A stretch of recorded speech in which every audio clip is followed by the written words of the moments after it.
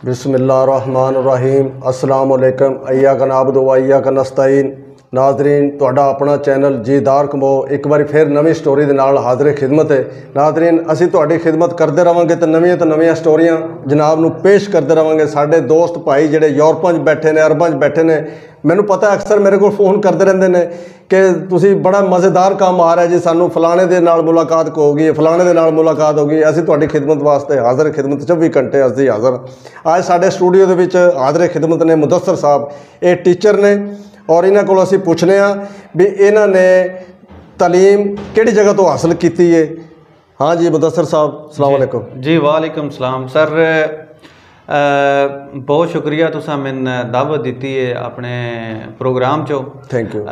मेरा ज़्यादा तारफ़ कोई नहीं है, बस मैं MA इंग्लिश कीते है, उस तो इलावा LLB कीते है, तो कोई कंपैटिटिव एग्जाम जेह्ड़े उन्होंने दी तैयारी की है। और मेरा जिहड़ा शौक है वो कंपैटिटिव एग्जाम CSS PMS की मैं तैयारी भी की है, पेपर भी दिते हैं, लेकिन समहाउ मैं वो सक्सीड नहीं कर पाया।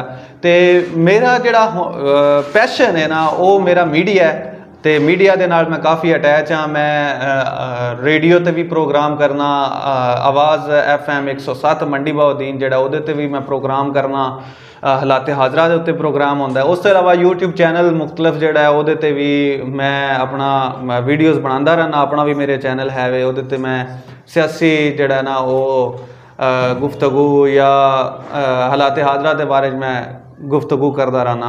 छोटा जिहा मेरा तारफ़ है। तो मुदस्सर साहब कितनी तलीम है तुहाडी?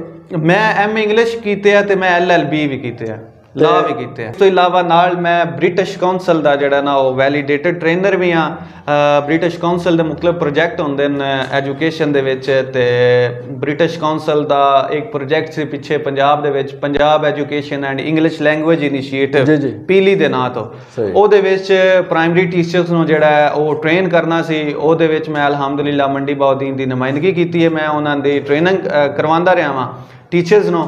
उस तो इलावा अजकल सिंगल नैशनल करिकुलम जिहड़ा है उहदा भी जिहड़ा ना वो मैं ट्रेनर हाँ। अलहमदुलिल्लाह मैं तकरीबन कोई 1000 टीचर नूं 3-4 महीने पहले ट्रेनिंग करवाई है, ऑनलाइन ट्रेनिंग असां करवाई है, ज़बरदस्त। तो उहदा भी मैं ट्रेनर हाँ।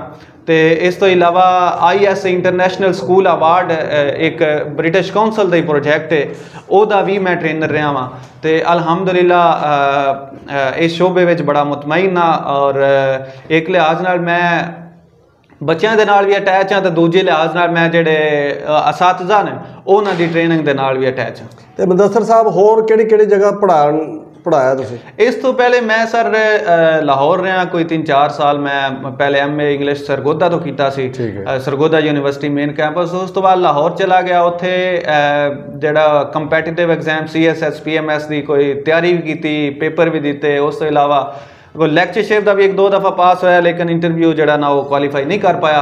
ये तुहानूं पता है लक होंदी है, किस्मत होंदी है, इंसान जिहड़ा जिथे रिजक लिखिया हुंदा है इंसान उत्थों ही मिलता है। तो फिर मैं आ गया इत्थे डिग्री कॉलेज अपना जिहड़ा पोस्ट ग्रैजुएट कॉलेज मंडी बहाउद्दीन है, उहदे विच मैं तकरीबन 1 साल पढ़ाया है कंट्रैक्ट ते। तो उस तो बाद फिर मेरी ये गवर्नमेंट की जॉब हो गई परमानेंट, तो मैं हुण इत्थे 16वें स्केल दे विच गज़टेड हाँ।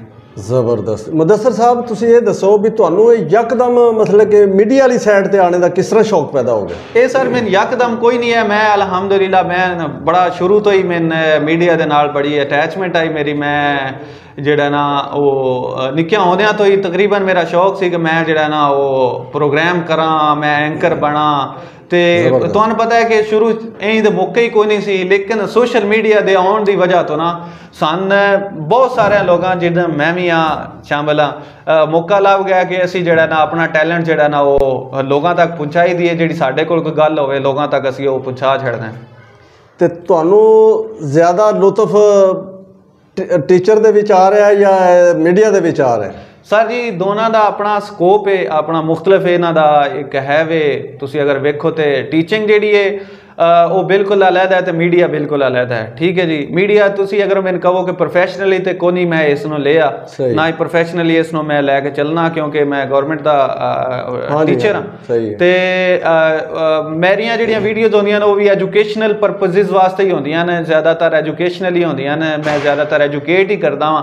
ਤੇ ਟੀਚਰ ਜਿਹੜਾ ਹੁੰਦਾ ਉਹ ਬਸ ਅਲਹਮਦੁਲਿਲਾ ਬੜਾ ਇੱਕ ਪੁਰਸਕੂਨ ਜਿਹਾ ਤੁਹਾਨੂੰ ਪਤਾ ਸ਼ੁਭ ਹੈ ਤੇ ਬੱਚਿਆਂ ਨਾਲ ਜਿਹੜਾ ਸਾਡਾ ਇੰਟਰੈਕਸ਼ਨ ਹੁੰਦਾ ਹੈ, ਸਾਡਾ ਦਿਲ ਹੁੰਦਾ ਹੈ ਕਿ ਬੱਚੇ ਜਿਹੜੇ ਸਾਡੇ ਕੋਲ ਆਉਂਦੇ ਨੇ ਉਹਨਾਂ ਨੂੰ ਅਸੀਂ ਅੱਛੀ ਤਾਲੀਮ ਪ੍ਰੋਵਾਈਡ ਕਰੀਏ, ਉਹਨਾਂ ਨੂੰ ਅੱਛਾ ਗਾਈਡ ਕਰੀਏ ਤਾਂ ਕਿ ਉਹ ਆਉਣ ਵਾਲੇ ਵਕਤ 'ਚ ਜਿਹੜਾ ਉਹ ਮੁਲਕ ਕੌਮ ਦੇ ਜਿਹੜੀ ਉਹ ਬਾਗਡੋਰ ਸੰਭਾਲ ਸਕਣ। ਮੁਦੱਸਰ ਸਾਹਿਬ, ਇੱਕ ਮੇਰਾ ਛੋਟਾ ਜਿਹਾ ਸਵਾਲ ਹੈ ਜੀ ਜੀ ਕਿ ਅਕਸਰ ਮੈਂ ਮਾਸਟਰਾਂ ਨਾਲ ਮਿਲਦਾ ਰਹਿੰਦਾ ਵੀ ਟਿਊਸ਼ਨ ਤੇ ਜ਼ਿਆਦਾ ਜ਼ੋਰ ਦਿੰਦੇ ਨੇ ਹੈ ਜੀ, ਵੀ ਕੋਈ ਵੀ ਮਤਲਬ ਪੜ੍ਹਨ ਗਏ ਉਹ ਟਿਊਸ਼ਨ ਪੜ੍ਹਾਓ ਜੀ ਇਹਨਾਂ ਨੂੰ ਤਾਂ ਬੱਚੇ ਨੇ ਚੱਲਣਾ ਜੀ। ਇਹ ਕੀ ਹੈ, ਸਕੂਲ ਦੇ ਵਿੱਚ ਟਾਈਮ ਨਹੀਂ ਪੂਰਾ ਹੁੰਦਾ ਸਰ ਜੀ। ਟਿਊਸ਼ਨ ਦਾ ਮਸਲਾ ਪਤਾ ਕੀ ਹੈ, ਸਾਡਾ ਜਿਹੜਾ ਐਜੂਕੇਸ਼ਨਲ ਸਿਸਟਮ ਹੈ ਨਾ, ਮੈਂ ਅਗਰ ਗੱਲ ਕਰਾਂ ਤੇ ਸਾਡੇ ਐਜੂਕੇਸ਼ਨਲ ਸਿਸਟਮ 'ਚ ਫਲਾ ਹੈ। ਹਾਂਜੀ, ਟਿਊਸ਼ਨ ਦਾ ਮੈਂ ਤੇ ਅੱਜ ਤੱਕ ਵੀ ਕਿਸੇ ਬੱਚੇ ਨੇ ਨਹੀਂ ਆਖਿਆ ਕਿ ਤੂੰ ਜਾ ਕੇ ਨਾ ਟਿਊਸ਼ਨ ਪੜ੍ਹ ਜਾ, ਵਾਲਿਦੈਨ ਨੂੰ ਵੀ ਮੈਂ ਇਹ ਨਹੀਂ ਆਖਦਾ ਕਿ ਜਾ ਕੇ ਟਿਊਸ਼ਨ ਪੜ੍ਹੋ। ਜ਼ਬਰਦਸਤ। ਮੈਂ ਆਖਣਾ ਜਿਹੜਾ ਕਲਾਸ ਦੇ ਵਿੱਚ ਪੜ੍ਹਾਇਆ ਜਾਂਦਾ ਹੈ ਨਾ, ਤੁਸੀਂ ਘਰ ਜਾ ਕੇ ਅਗਰ ਇਹ ਵੀ ਪੜ੍ਹ ਲਓ ਨਾ, ਤੇ ਮੇਰੇ ਖਿਆਲ ਨਾਲ ਇਹ ਵੀ ਤੁਹਾਡੇ ਵਾਸਤੇ ਇਨਫ ਹੋ ਜਾਂਦਾ ਹੈ। ਲੇਕਿਨ ਮਸਲਾ ਇਹ ਵੇ ਕਿ ਸਾਡਾ ਜਿਹੜਾ ਮਾਹੌਲ ਹੈ ਨਾ, ਜਿਹੜਾ ਸਾਡਾ ਕਲਚਰ ਹੈ, ਜਿਕਣ ਦੇ ਸਾਡਾ ਰਹਿਣ ਸਹਿਣ ਹੈ, ਸਾਡੇ ਜਿਹੜੇ ਵਾਲਿਦੈਨ ਨੇ ਨਾ ਉਹ ਵੀ ਇਤਨੇ ਐਜੂਕੇਟਡ ਨਹੀਂ ਹੈ। ਠੀਕ ਹੈ ਜੀ, ਉਹ ਨਾ ਇਤਨੀ ਤਾਲੀਮ ਨਹੀਂ ਲਈ ਤੇ ਬੱਚਾ ਜਿਹੜਾ ਹੈ ਨਾ ਉਸ ਨੂੰ ਫਿਰ ਘਰ ਦੇ ਵਿੱਚ ਉਹ ਮਾਹੌਲ ਨਹੀਂ ਮਿਲ ਰਿਹਾ ਹੁੰਦਾ ਕਿ ਐਜੂਕੇਸ਼ਨ ਵਾਲਾ, ਔਰ ਘਰ ਦੇ ਅੰਦਰ ਜਿਸ ਟਾਈਮ ਉਹ ਸਕੂਲ 'ਚ ਜਾਂਦਾ ਹੈ ਜਾਂ ਕਾਲਜ 'ਚ ਜਾਂਦਾ ਹੈ ਕਿ ਘਰ 'ਚ ਜਾ ਕੇ ਉਹ ਪੜ੍ਹ ਸਕੇ। ਲਿਹਾਜ਼ਾ ਟੀਚਰ ਜਿਹੜਾ ਕੋਈ ਟਿਊਸ਼ਨ ਵਾਸਤੇ ਆਖਦਾ ਵੀ ਹੈ ਨਾ, ਉਹਦਾ ਇਹ ਮਕਸਦ ਹੁੰਦਾ ਹੈ ਕਿ ਜਿਹੜਾ ਕੋਈ ਸਕੂਲ ਦੇ ਵਿੱਚ ਪੜ੍ਹਾਇਆ ਜਾਂਦਾ ਹੈ ਇਸ ਨੂੰ ਜਾ ਕੇ ਕਮ ਅਜ਼ ਕਮ ਉਹ ਰਿਵਾਈਜ਼ ਕਰ ਲਵੇ। ਠੀਕ ਹੈ, ਬੱਚੇ ਵੇਖੀ ਦੇ ਨੇ ਜਿਕਣ ਸਕੂਲੋਂ ਜਾਂਦੇ ਨੇ ਬੈਗ ਸੱਟਿਆ, ਕਿਤਾਬਾਂ ਪਤਾ ਹੀ ਨਹੀਂ ਕਿਤੇ ਪਈਆਂ ਨੇ। ਹਾਂਜੀ, ਉਹ ਉਂਝ ਹੀ ਸੁਬਾਹ ਆਏ ਤੇ ਸੁਬਾਹ ਜਿਹੜਾ ਉਂਝ ਹੀ ਚਾਹ ਕੇ ਲੈ ਆਉਂਦਾ।